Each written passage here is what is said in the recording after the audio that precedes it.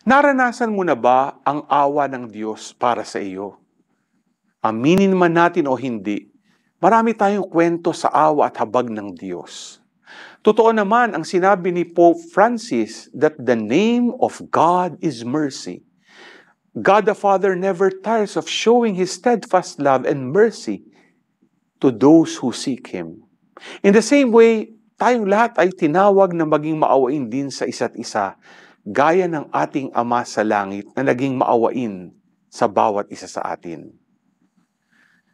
Nakakapagpatawad ba tayo sa mga nagkasala o nagdulot sa atin ng kalungkutan o sakit? O hinahayaan ba nating lumaki ang sama ng loob at hinanakit sa ating puso?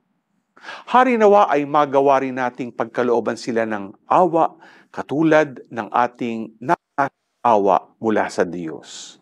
Dahil wala tayong karapatang humingi sa Diyos kung tayo ay hindi willing magbigay ng awa sa ating kapwa. G ka ba?